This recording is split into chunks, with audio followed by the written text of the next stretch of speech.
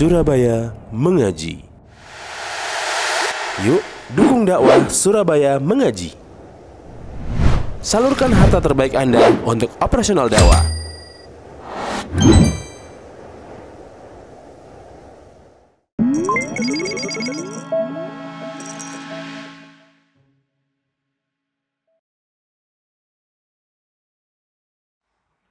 Assalamualaikum warahmatullahi wabarakatuh. Alhamdulillahirabbil alamin wa bihi nasta'inu ala umuri dunya waddin. Wassalatu wassalamu ala asyrafil anbiya'i wal mursalin wa ala alihi wa ashabihi wa man tabi'ahum bi ihsanin ila yaumiddin. Amma ba'du. Para hadirin kaum muslimin dan muslimah yang dimuliakan Allah Subhanahu wa taala. Alhamdulillah pada malam hari ini kita masih diberikan kemudahan, diberikan taufik dan pertolongan oleh Allah Subhanahu wa taala untuk melangkahkan kaki kita di tempat yang mulia ini dengan tujuan yang mulia. Kita melangkahkan kaki kita di salah satu rumah di antara rumah-rumah Allah untuk tujuan yang mulia, yaitu sholat berjamaah dan menuntut ilmu syar'i. Semoga amal ibadah yang kita kerjakan mendapatkan ridho dan diterima oleh Allah Subhanahu wa taala. Amin ya rabbal alamin. Kita melanjutkan pembahasan dari kitab Al-Imta fi Syarhi Matni Abi Suja, yaitu pembahasan tentang fikih dalam mazhab al-Imam Asy-Syafi'i rahimahullahu ta'ala. Dan kita masih membahas seputar fikih muamalah. Fikih muamalah. Pembahasan yang terakhir kita kaji bersama adalah tentang seputar barang temuan. Bagaimana sikap yang tepat yang perlu diperhatikan oleh seorang muslim atau muslimah ketika dia mendapatkan barang temuan, ya, baik itu HP, dompet, atau barang-barang berharga, ya, ini sudah kita bahas, yaitu kalau kita merasa diri kita itu insya Allah amanah, maka barang itu kita amankan. Barang temuan itu barang yang jatuh, yang tertinggal ini kita ambil untuk kita amankan, ya, daripada nanti jatuh kepada tangan-tangan yang tidak bertanggung jawab, akhirnya barang tersebut tidak kembali kepada pemiliknya, ya. Namun kita harus hafal beberapa hal, tempatnya, wadahnya. Ini sudah kita bahas di pertemuan yang lalu. Ini masih ada sedikit tentang masih berkaitan dengan fikih barang temuan, ya.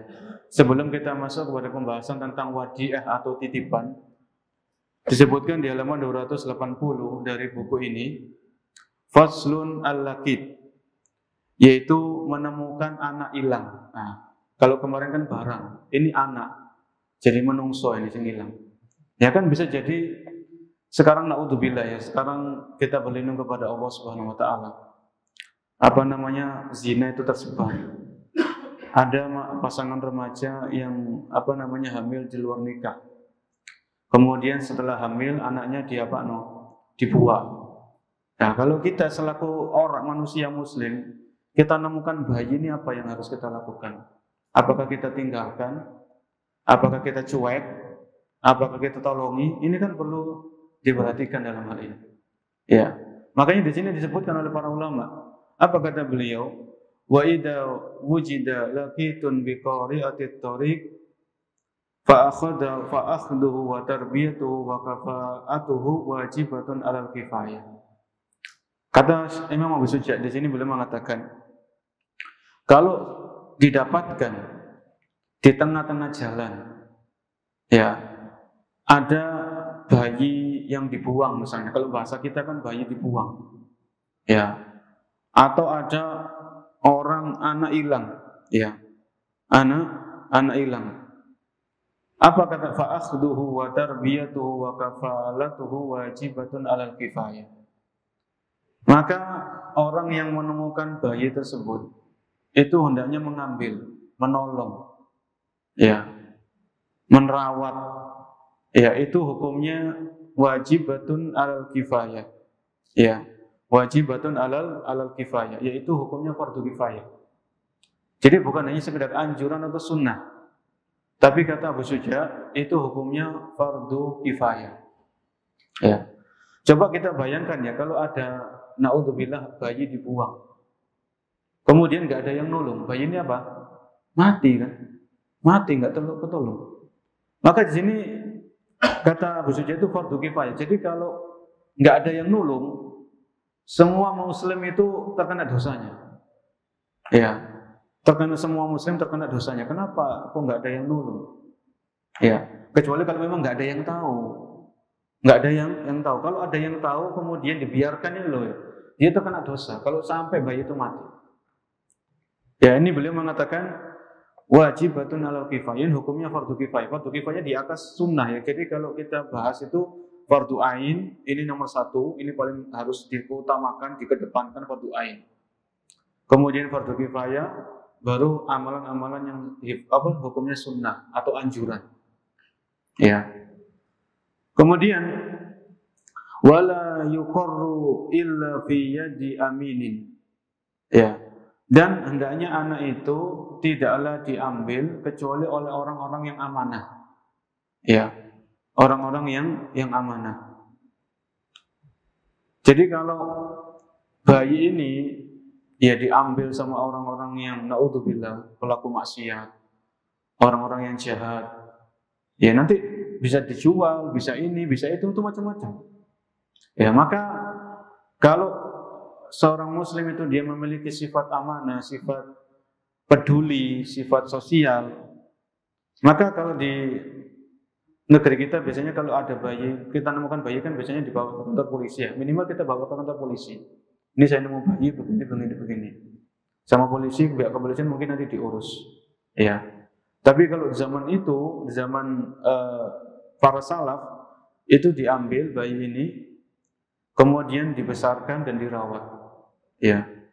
Adapun bagaimana nafkahnya, kalau di zaman itu, di zaman dulu, nafkahnya itu diambil dari Baitul Muslimin, Baitul Mal.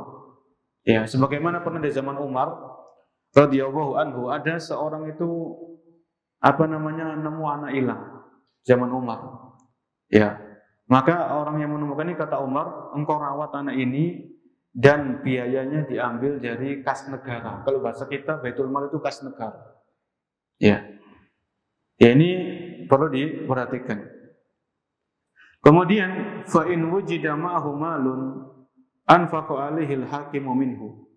Kalau misalnya anak yang hilang ini, bayi yang dibuang ini, di situ ada hartanya, misalnya bayi ini dibuang tapi di situ ada harta misalnya emas atau apa, maka di situ nanti dibuat nafkah, dibuat biaya untuk membesarkan bayi tersebut. Wa illam yujad ma'ahu malun fa nafaqatuhu fi baitil mal. Kalau dia tidak mendapatkan bersama bayi yang dibuang atau anak hilang itu harta, maka pembiayaan anak tersebut diambil dari Baitul Mal atau kas negara, ya, kas negara. Kemudian ini tentang anak yang hilang. Kemudian yang berikutnya berkaitan dengan bayi yang hilang ini juga, jika orang yang menemukan hendaknya menjadikan sebagai anak, maka diperbolehkan. Ya, jadi misalnya ada suami istri, pasutri nggak dikaruniai anak, ya, nggak dikasih anak sama Allah Subhanahu Wa Taala. Kemudian ujuk-ujuk, maksudnya pasutri ini jalan-jalan gitu ya. Kemudian nemu bayi, ya, nemu bayi. Wah, ini kita kan belum dikasih rezeki berupa keturunan, ini saja kita ambil anak ini, kita jadikan anak angkat, ya, itu silakan. Itu diperbolehkan dalam Islam. Kalau memang si bayi itu belum diketahui sama sekali orang tuanya, belum diketahui keluarganya, belum diketahui tempat tinggalnya, ya, maka ini boleh seseorang itu misalnya dia nggak punya anak, kemudian dalam artian dia nemu bayi, maka diambil dan jadikan anak angkat. Ya, namanya ilhaqun nasab. Ya, ilhaqun nasab, yaitu dengan mengikutkan anak pada nasab orang yang menemukannya. Jadi nasabnya anak ini, kan anak hilang itu kan nggak tahu nasabnya, ini bayinya naik sopo. Ya, kalau bin siapa atau binti siapa, kalau bayi ini perempuan itu kan nggak diketahui, karena ini bayi procet, nggak ada yang tahu siapa orang tuanya. Maka orang yang menemukan ini nanti bisa menasabkan bayi itu kepada dirinya. Maksudnya namanya ilhaqun nasab. Ya, ilhaqun nasab. Ini disebutkan oleh para ulama demikian. Jadi harus dibedakan ya. Kalau pasutri nggak punya anak, dia ngadopsi. Ngadopsi itu ketika ngadopsi kan anak adopsi itu sebetulnya anak ini punya orang tua. Orang tuanya itu entah nggak mampu atau orang tuanya meninggal, itu orang tuanya jelas. Anak adopsi itu orang tuanya jelas. Kalau anak adopsi ini harus dinasabkan tetap kepada orang tuanya. Karena orang tuanya diketahui. Tapi kalau bayi hilang, bayi dibuang ini kan nggak diketahui orang tuanya siapa. Ini kata para boleh namanya ilhaqun nasab.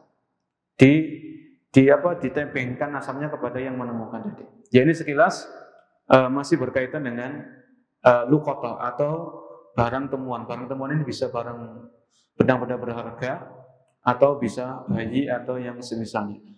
Baik, kita lanjutkan berkaitan dengan al-wadi'ah atau bahasa kita itu titipan. Ya. Bagaimana fikih seputar menitipkan barang. Ya, menitipkan barang-barang berharga. Karena biasanya orang itu kan butuh. Misalnya kita lagi mudik, ya, kita mudik, titip rumah saya ya. Saya mau mudik. Itu namanya wadi'ah, titipan. Ya. Saya mau safar beberapa bulan, saya titip barang berharga saya. Ini namanya dalam bahasa Arabnya itu wadi'ah, dalam bahasa fikihnya. Ya. Jadi di sini sebelum kita baca keterangan dari Abu Syuja rahimahullah, kita baca syarahnya di sini. Al-wadi'atu lughatan tutlaqu 'ala syai' al-muwadda' inda ghairi sahibihi lil hifdi. Namanya wadi'ah. Dari segi bahasa itu segala sesuatu yang dititipkan. Segala sesuatu yang dititipkan kepada selain pemiliknya untuk dijaga. Ya.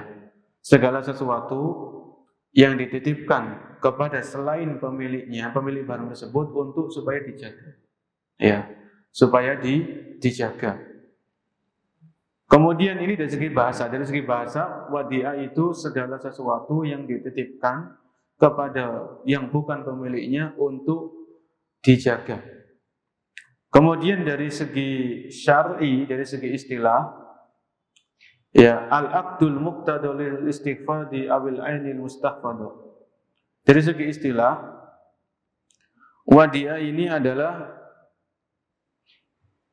akad yang di situ berkaitan dengan penitipan barang. Jadi ada akadnya, ya.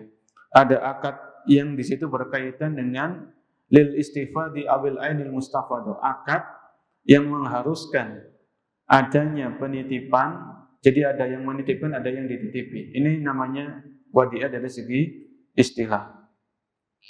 Baik, kita baca di sini apa yang disampaikan oleh Abu Syuja rahimahullahu ta'ala. Al-wadi'atu amanatun. Barang titipan itu adalah amanah. Ya, barang titipan itu adalah amanah. Ini kata Abu Syuja. Jadi barang titipan itu adalah amanah yang harus dijaga. Ya, kita jadi bendahara RT, dititipi uang kas RT, maka uang kas ini adalah amanah di pundak kita. Kita bendahara masjid, dititipi uang kas masjid, maka uang kas masjid ini titipan yang berat, amanah yang berat di pundak kita. Jadi hati-hati. Ini bukan perkara yang gampang. Makanya di sini Abu Syuja wal al-wadi'atu amanatun. Barang titipan ini adalah sifatnya amanah. Ya. Dan orang yang beriman, sifatnya orang yang beriman itu menjaga amanah. Beda dengan orang munafik. Orang munafik mereka mengkhianati amanah, itu munafik. Orang beriman tidak. Orang yang beriman itu menjaga amanah. Ya, karena kita punya iman. Kemudian kata beliau, wa yustahabbu qabuluha liman qama bil amanati fiha. Ya. Hukum wadi'ah ini dianjurkan untuk menerima titipan bagi orang-orang yang merasa dirinya itu memang bisa menjaga amanah. Saya ulangi, kata beliau, wa yustahabbu qabuluha liman qama bil amanati fiha. Dan dianjurkan, disunnahkan untuk menerima titipan apabila kita memang mampu untuk menjaga amanah tersebut dengan baik. Ya, menjaga amanah tersebut dengan baik. Kita dititipi motor, tetangga kita mau mau haji misalnya. Haji kan reguler kan 40 hari. Daripada motor ini nggak ada yang manasi, nanti khawatir terjadi apa-apa, wis dititipkan. Maka kita dititipi motor ini amanah. Ya, kalau kita terima titipan motor ini, kita mendapatkan pahala karena memang ini dalam Islam menerima titipan itu adalah hukumnya sunnah atau dianjurkan. Ya, dalil tentang disunnahkan menerima titipan barang ya dari saudara kita yang membutuhkan adalah firman Allah di surat Al-Maidah ayat kedua. Surat Al-Maidah ayat yang kedua, yaitu Allah berfirman, wa ta'awanu 'alal birri wat taqwa. Dan tolong menolonglah kalian di atas kebaikan dan ketakwaan. Ya. Jadi kalau kita menerima titipan itu pada hakikatnya kita nolong saudara kita. Saudara kita ini butuh untuk menitipkan barangnya. Karena dia tidak perlu mau safar, mau bepergian, mau ini, dia perlu. Akhirnya kita tolong, kita menerima untuk menerima titipan tersebut, maka di sini kita telah berbuat baik kepada saudara kita tersebut. Ya, ya. Jadi insya Allah itu argo pahala itu jalan. Ya, ganjaran itu Allah berikan kalau kita memang ikhlas dalam menerima titipan atau amanah tersebut. Ya, kita amanah, kita jaga betul-betul semampu kita. Ya, maka itu kita akan mendapatkan ganjaran dari Allah Subhanahu wa taala. Kemudian di dalam Al-Baqarah 195. Al-Baqarah 195. Allah berfirman, wa ahsinu, dan berbuat baiklah. Innallaha yuhibbul muhsinin. Sesungguhnya Allah menyukai, mencintai orang-orang yang berbuat kebaikan. Ya. Jadi kita menerima titipan karena ikhlas, itu kita berbuat baik sama orang. Ya. Dan Allah menyukai orang-orang yang berbuat kebaikan. Ya. Al-Baqarah 195. Kemudian dalam hadis Nabi SAW bersabda, wallahu fi aunil abdi ma kana al-abdu fi auni akhihi. Allah akan menolong seorang hamba selama si hamba itu menolong saudaranya. Allah akan menolong seorang hamba apabila si hamba itu menolong saudaranya.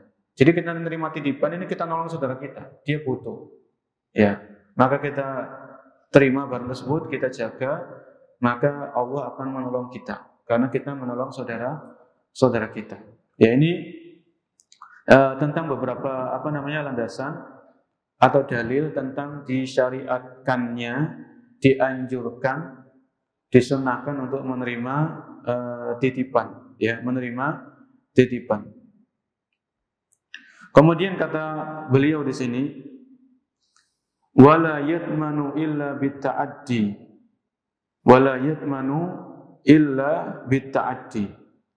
Namanya orang yang dititipi ini enggak menanggung resiko apapun selama dia betul-betul menjaga amanah tadi. Ya, misalnya dia dititipi motor, saya titip motor ya, saya mau pulang kampung.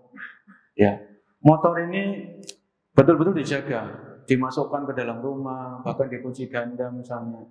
Ya, ternyata Allah menakdirkan motor ini dicuri misalnya. Dia apa? Dicuri. Maka orang yang dititipi ini enggak menanggung resiko sama sekali. Kata Imam Al-Ghazali baca seperti itu, wala yatmanu illa bitta'addi. Orang yang dititipi ini enggak bisa enggak menanggung resiko apapun. Selama orang ini betul-betul amanah. Ya, kalau dititipi motor, ya jangan motor itu dibiarkan di depan rumah, nggak dikunci ganda. Ya ini namanya nggak menjaga amanah seperti itu. Ya, tapi kalau sudah dimasukkan dalam rumah, dimasukkan ke teras, pagarnya dikunci, motornya dikunci ganda, ya namanya ya takdir dalam artian motor itu dicuri, bukan karena kelalaian orang yang dititipi tadi, maka dia tidak menanggung resiko apapun. Ya, karena orang yang dititipi ini kan sudah punya jasa kan gitu ya. Dan artinya dia sudah menerima, oke lah saya terima titipan ini, saya kalau bahasa kita saya berusaha menjaganya semampu saya. Kalau terjadi apa-apa ya jangan saya malah disuruh ganti dan sebagainya, nggak bisa seperti itu. Ya, tidak boleh seperti itu. Illa bita'addi. Kecuali kalau yang dititipi ini nggak amanah, nggak tanggung jawab. Ya seperti yang kita contohkan tadi, dititipi motor, lah motornya dijarno nang ngarepe omah, nggak dikunci wala apa, nggak dibiarkan. Ya namanya ini kan sasaran empuk bagi para curanmor misalnya, para pencuri kendaraan bermotor. Ya. Ini juga kemudian kita dititipi uang, uang kas RT, kita taruh di ruang tamu gitu aja. Ya bisa jadi hilang, ada orang tamu datang diambil. Ya itu karena keteledoran kita. Kalau kita nggak teledor, maka kita nggak mengganti para jemaah. Ya. Tapi kalau kita teledor, kita nggak menjaga amanah tersebut, ya kita wajib mengganti. Atau misalnya kita dititipi motor, motornya kita pakai, ya. Kemudian naudzubillah motornya tabrak, ya kita ganti. Kalau kita yang teledor, kita ini barang titipan kita pakai, kemudian terjadi apa-apa, ya kita harus menggantinya. Ya, karena itu kesalahan kita sendiri, ya, bukan kesalahan yang punya motor atau yang punya barang. Ya, ini kata Abu Suja rahimahullahu ta'ala. Jadi titipannya harus dijaga. Ya, titipan ini harus dijaga. Pada hakikatnya kalau kita bicara masalah kembali kepada keimanan dan akidah, ini agak keluar sedikit dari konteks pembahasan. Nanti kita kembali lagi ke pembahasan ini. Dalam artian apa yang kita miliki, apa yang ada pada diri kita semuanya titipan dari Allah Subhanahu wa taala. Kan begitu ya? Apa yang kita miliki titipan dari Allah. Kita kalau ada orang kena musibah itu kita mengucapkan innalillahi wa inna ilaihi raji'un. Kita semuanya milik Allah dan kita akan kembali kepada Allah Subhanahu wa taala. Ya. Jadi kita ini menerima titipan dari Allah Subhanahu wa taala. Harta, jabatan, anak, istri itu titipan. Namanya titipan harus dijaga kan gitu ya. Maksudnya dijaga itu kita punya istri ya diajari agama, disuruh sholat, diperhatikan, anak juga sama. Jangan titipan itu di jarno sakarepe dhewe begitu, anak nggak diajari sholat, anak nggak diajari ngaji. Terus gimana kita akan mau tanggung jawaban titipan ini nanti di hari kiamat? Kan berat para jemaah, berat. Ya. Tapi itulah keyakinan kita, keimanan kita, apa yang kita miliki saat ini, apapun bentuknya itu titipan dari Allah Subhanahu wa taala. Ya, maka jaga. Kasih kesehatan ini titipan. Kesehatan ini gunakan dengan sebaik-baiknya untuk ketaatan. Untuk hal-hal yang diridhoi oleh Allah Subhanahu wa taala. Jangan untuk maksiat. Ya. Tapi kembali kepada pembahasan di sini kata beliau, wala yatmanu illa bitta'addi. Ya. Dan seseorang yang dititipi ini enggak menanggung resiko apapun kecuali kalau dia teledor atau dia enggak menjaga amanah tersebut dengan baik. Ya, tidak menjaga amanah tersebut dengan baik. Kemudian wa qaulul muda'i maqbulun fi raddiha 'alal mudi. Ya. Wa qaulul muda'i fi raddiha wa qaulul muda'i maqbulun fi raddiha 'alal mudi. Ya, jadi di sini dalam akad wadiah ini ada empat hal, ada 4 rukun. Arkanul wadiah. Yang pertama barang titipan. Ya, barang titipan atau objeknya. Kemudian mudi, orang yang menitipkan. Orang yang menitipkan. Ya. Kemudian yang ketiga wadi, orang yang dititipi. Kemudian yang keempat itu sigo. Sigo itu ucapan. Saya titipkan barang ini ya. Kemudian, oh ya saya terima titipan ini. Oke lah, kalau bahasa kita oke lah. Baik, ya, monggo. Itu namanya sigo. Ya, saya minta tolong saya titip barang ini ya. Oke, monggo silakan, tafadhol. Itu namanya sigo. Jadi ada 4. Barangnya yang dititipkan, orang yang menitipkan, orang yang menerima titipan, dan sigo atau ucapan. Ya kalau bahasa kita kan kayak ijab kabul kayak gitu. Ini namanya sigo. Ya. Kemudian syurutul wadi'ah, syarat barang yang dititipkan. Ini di syarahnya ya, kalau di matan Abu Suja ini nggak disebutkan, tapi dalam mensyarah di halaman 291, halaman 281 ya. Syurutul wadi'ah, barang yang dititipkan ini ada syaratnya. Ya, antakuna muhtaramatan. Fala yajuzu antakuna khamran aw ma harrama Allah Ta'ala. Ya. Barang yang dititipkan ini adalah barang yang boleh digunakan. Dalam artian barang yang dititipkan ini bukan barang yang diharamkan. Kalau ada orang titip miras, saya titip miras ini ya, jangan terima. Ya, miras dititipkan ke kita. Ya jangan. Ya. Jadi barang yang dititipkan ini supaya kita dapat pahala, itu barangnya harus barang-barang bukan barang yang diharamkan dalam Islam. Ya, kalau barang ini diharamkan kita terima, kita nggak malah dapat pahala, malah dapat dosa karena kita tolong-menolong dalam kemaksiatan. Ya, tolong-menolong dalam yang diharamkan. Yang kita pahami. Ya, kita hidup ini cari pahala, cari ganjaran sebanyak-banyaknya sebagai bekal setelah kematian kita, bekal untuk di hari kiamat kelak. Ini kata pensyarah ya. Kemudian syurutul mudi wal wadi, syarat orang yang menitipkan dan yang dititipi itu adalah orang yang boleh tasarruf. Ya, maksudnya orang yang balik, orang yang berakal. Ya. Jangan kita titip kepada anak kecil. Anak kecil ini kan belum paham. Ya, kita titip uang kepada anak kecil.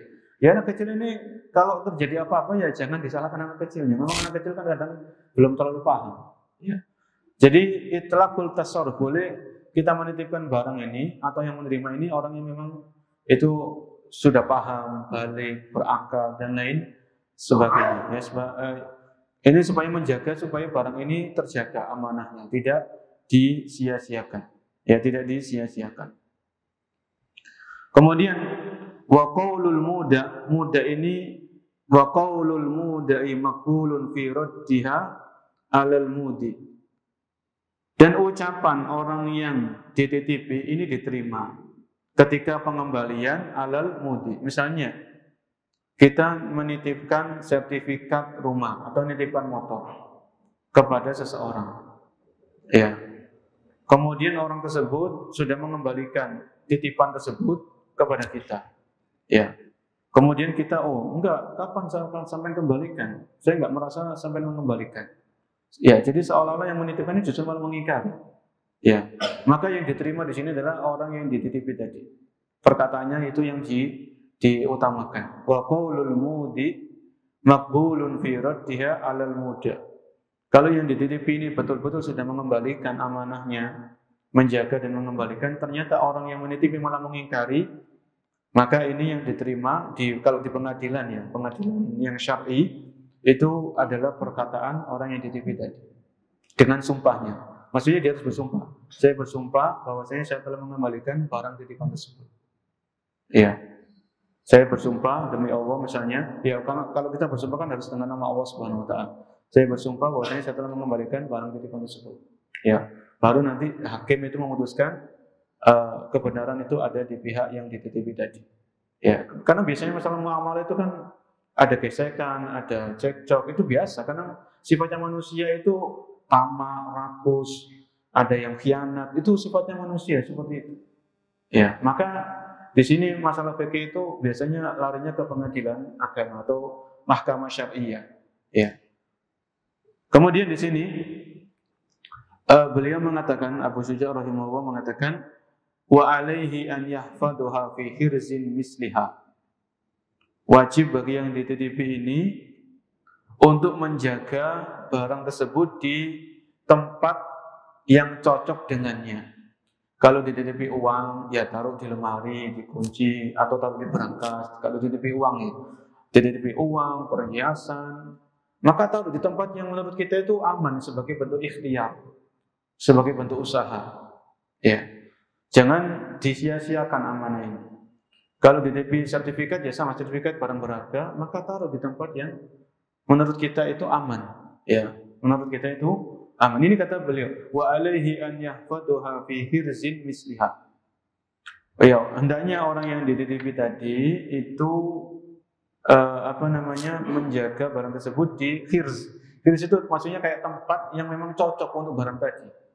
Ya, cocoknya barang ini dijaga di mana? Oh, di sini. Yaitu itu maksudnya adab atau kewajiban orang yang dititipi. Ya, kalau kita lihat kalau kita belajar sirah, sejarah kehidupan Nabi kita Muhammad SAW, itu Nabi kita SAW itu beliau terkenal dengan orang yang amanah. Itu sepakat. Ya, orang-orang kafir Quraisy. Jadi orang-orang kafir Quraisy, ketika Nabi ini sudah diutus ya, sudah mendakwakan tauhid, mendakwakan Islam. Orang-orang kafir, orang-orang yang masih belum masuk Islam, yang belum beriman, yang masih musyrik, itu mereka masih percaya kepada Nabi. Jadi orang-orang kafir Quraisy itu kalau mereka safar, bepergian, itu mereka titip barang kepada Nabi SAW. Ya, karena beliau terkenal dengan amanah. Ya, maka Nabi menjaga amanah itu. Nabi menjaga amanah tersebut. Sampai disebutkan dalam sirah itu, ketika Nabi itu diancam dibunuh oleh orang-orang kafir, kan itu ada ceritanya. Ya, jadi ketika Nabi itu diancam dibunuh, sudah ada beberapa pemuda kafir itu yang berdiri di depan rumahnya Nabi SAW, di rumahnya Aisyah. Berdiri. Jadi kalau Nabi keluar siap-siap ditebas. Ini rencana jahat seperti itu. Akhirnya Nabi itu beliau memerintahkan minta kepada Ali bin Abi Thalib untuk tidur di tempat tidur. Dan ini Ali radhiyallahu anhu orang pemberani, bukan orang pengecut. Jadi ini Nabi diancam dibunuh. Beliau minta kepada Ali untuk tidur di tempat tidurnya. Dan beliau berpesan, wahai Ali, saya ini ada barang titipan, ini tolong nanti kembalikan kepada pemiliknya. Sampai seperti itu para jemaah. Jadi Nabi ini akan keluar dari rumahnya untuk, ya ini Allah Subhanahu wa taala mengabarkan rencana jahat orang-orang kafir tadi. Ketika Nabi keluar, orang-orang kafir tadi pemuda-pemuda nggak melihat sama sekali. Ya, ini Allah selamatkan nabinya sallallahu alaihi wasallam. Jadi intinya kembali kepada pembahasan ini. Ketika Nabi itu mau keluar dari rumahnya karena ancaman busuk dari orang-orang kafir tadi, beliau masih mikir masalah barang titipan tadi. Ini wahai Ali, ini saya punya titipan. Ini saya baca di salah satu kitab sirah. Kami juga mengajarkan sirah di salah satu kajian. Ya, maka Nabi berpesan kepada Ali, saya punya barang titipan, tolong kembalikan kepada pemiliknya. Ya, tip. Ini tadi kata beliau, jadi harus dijaga di tempat yang menurut kita itu aman. Kemudian beliau mengatakan wa idza tuliba biha falam yukhrijha ma'al qudrati 'alaiha hatta talifa domina. Ya, wa idza tuliba biha, kalau orang yang menitipkan ini meminta. Ya, jadi motor tadi orangnya sudah datang. Kemudian barang titipannya diminta. Ini saya sudah datang dari kampung, saya mau ngambil motor saya. Ya, sampai ada jam berapa? Maksudnya ini dititipi tadi sampai ada di rumah jam berapa? Oh, saya jam 4 ada di rumah. Ya. Tapi kawaidatul liba, kalau diminta barang titipan tadi, falam yukhrijha. Ya. Tapi orang yang dititipi ini malah mengelak, menghindar. Ya, cari alasan ini, alasan itu, padahal barang itu adalah rusak, maka dia harus menggantinya. Ya. Nggak boleh cari alasan, dia nggak boleh berbohong, ya, karena itu termasuk khianat. Kalau barang itu rusak, barang itu cacat karena ulah kita yang dititipi, maka domina, kata Abu Suja, yaitu orang itu harus menggantinya. Ya, jadi ini kembali kepada salah satu sifat, yaitu namanya sifat amanah. Jadi begini para jemaah yang dirahmati Allah Subhanahu Wa Taala, kurang lebih masalah titipan atau wadiah ini, yang pertama titipan itu harus dijaga. Titipan itu harus dijaga betul dengan baik, seperti barang milik kita sendiri. Ya, barang milik kita sendiri. Kalau kita dititipi uang, ya, dititipi uang itu mau kita pakai dulu, izin kepada pemilik uang. Ya, saya punya uang, saya titip dulu ya. Saya belum butuh, dititipkan ke rekening kita. Ya. Kemudian kalau kita mau pakai, maka izin dulu kepada yang punya. Izin dulu kepada yang punya. Kalau uang itu misalnya kita pakai untuk dagang dan rugi, kita harus ganti. Ya. Kan akadnya itu kan otomatis kita dititipi, tapi kita pakai berarti kan kayak utang kan gitu kan jadinya. Kayak seperti akadnya jadi kayak akadnya utang piutang. Ini sampai titip uang, ada dari rekening saya sekian puluh juta. Ini boleh nggak saya pakai dulu? Saya butuh. Silakan dipakai. Kalau kita pakai, kita mau muter misalnya uang tersebut, akhirnya kok malah rugi, ya kita ganti. Karena memang asalnya titipan itu kan amanah. Itu ada dari kita, itu anjuran, kita terima. Kalau nggak kita pakai dan uangnya masih utuh, ya kita kembalikan. Tapi kalau kita pakai ternyata rugi, ya harus diganti. Kemudian titipan ini yang pertama harus dijaga. Yang kedua, kewajiban mengembalikan saat diminta. Ya, kewajiban mengembalikan saat diminta. Ya, saat diminta. Kemudian ini poin yang kedua. Yang berikutnya juga masalah wadiah ini atau masalah titipan. Orang yang menitipkan tidak boleh mensyaratkan ganti rugi. Ya, misalnya saya titip motor ya. Nanti kalau ada apa-apa dengan motor ini sampai ganti, enggak, ini syarat yang batil. Ini syarat yang batil, syarat yang enggak sah dan enggak berlaku dalam. Jadi orang ini sudah menitipkan, saya titip ini ya. Kemudian kalau terjadi apa-apa nanti sampai yang menanggung. Lu siapa yang mau kayak gitu kan? Mau sampai sing butuh, kemudian sampai sing ngasih syarat, lah kok enak kan gitu kan? Ya jangan mau seperti itu. Dan ini syarat yang enggak sah. Ya, maka orang yang menitipkan tidak boleh mensyaratkan ganti rugi. Karena titipan ini sekedar amanah dan itu hanya sifatnya memang anjuran, ya, sifatnya anjuran. Namun di sini ada hal yang agak mirip-mirip ya, antara titipan, wadiah atau ijarah, sewa menyewa. Insya Allah dua akad ini mirip dan terjadi di zaman kita, namun kita simak setelah azan berkumandang. Wallahu a'lam bishawab.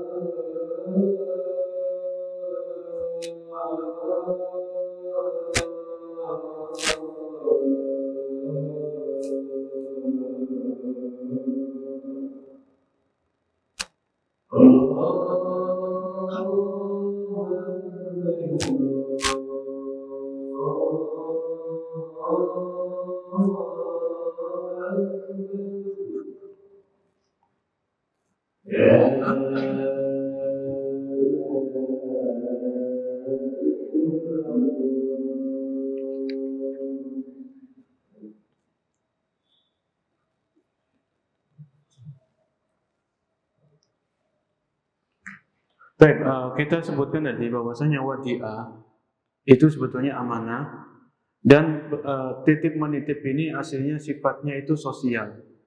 Akadnya itu akad sosial, bukan akad komersil atau cari untung.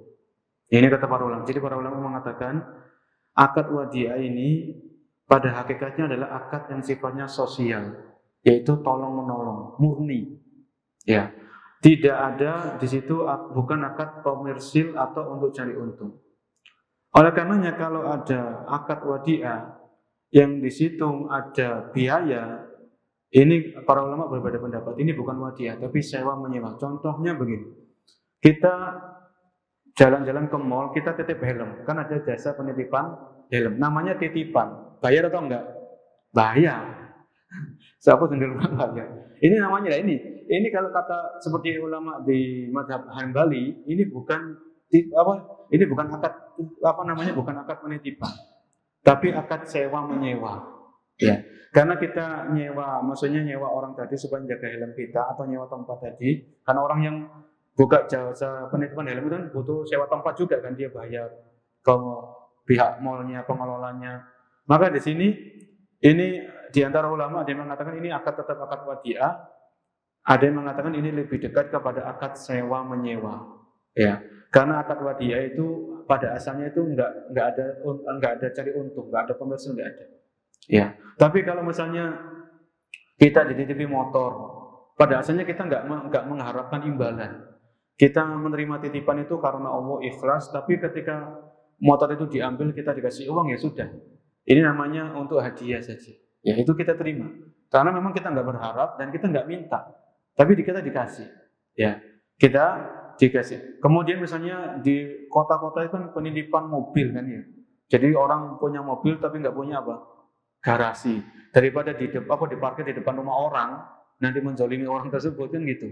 Sudah ada tulisannya dilarang parkir di depan pagar. Ya kalau kita nekat parkir ya kita menzolimi yang punya rumah gitu aja kan. Akhirnya ada namanya jasa penitipan mobil kan. Tapi ke situ kan bayar. Ini bukan akad wadi'ah, tapi lebih dekat kepada akad sewa menyewa atau dalam bahasa Arabnya akad ijarah. Yang terakhir, ini juga masih berkaitan dengan akad wadi'ah, terutama dalam masalah perbankan. Kalau di kalau kita membuka rekening di bank, ya ada di salah satu bank atau beberapa bank itu namanya mereka punya produk wadi'ah. Atau ya wadi'ah ya sama titipan sebetulnya. Jadi kalau kita nitip uang di bank, mau berapa juta, mau cuma ratusan ribu atau jutaan atau puluhan juta, maka yang namanya titipan itu kalau kita nitipnya 10 juta, kita baliknya juga harus 10 juta. Kalau kita nitip uang di bank, naruh uang di rekening, akadnya wadi'ah, kok kita di situ di rekening kita ada 10 juta 50 ribu, 10 juta 100, maka ini namanya riba. Ini namanya apa? Riba.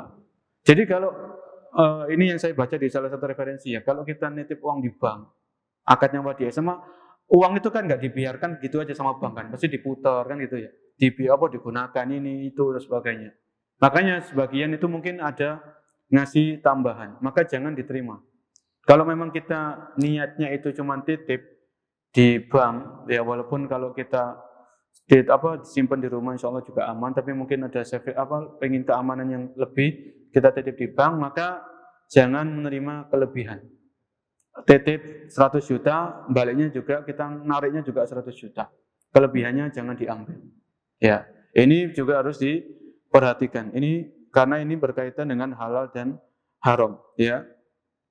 Adapun kalau kita nitip surat-surat berharga di bank, kemudian nitip emas, batangan di bank, kemudian di bank itu minta biaya titipan, namanya ini bukan akad titipan lagi, akad sewa bahkan kita nyewa berangkas yang ada di bank tersebut supaya barang yang kita titipkan itu aman. Ya, jadi memang ini hal-hal yang agak mirip, tapi sebenarnya ada perbedaan. Ya, ini yang bisa kita sampaikan dalam kesempatan hari ini. Dan kita bacakan di surat Al-Baqarah 283. Di surat Al-Baqarah 283 Allah berfirman, "Fal yu'addil ladzi tumina amanatahu." Orang yang dikasih amanah, fal yu'addil ladzi tumina amanatahu. Kata Allah Subhanahu wa taala, hendaknya orang yang dikasih amanah itu mengembalikan amanahnya kepada pemiliknya, ya. Kalau misalnya kita dititipi uang, yang punya uang ini meninggal dunia, maka cari ahli warisnya. Cari ahli warisnya. Kalau kita dititipi uang 10 juta, orang yang menitipi meninggal, ahli warisnya nggak ada, kita cari-cari nggak ada, sudah berusaha, ya sudah kita infakkan di jalan Allah Subhanahu wa taala. Supaya orang yang punya uang tadi juga mendapatkan ganjaran dari Allah Subhanahu wa taala. Mungkin ini bisa kita sampaikan. Ya, semoga dengan membahas ini kita punya gambaran, ya, ternyata di dalam Islam itu ada akad wadiah, dan itu hukumnya sunnah, karena di situ ada unsur tolong-menolong dalam kebaikan dan ketakwaan.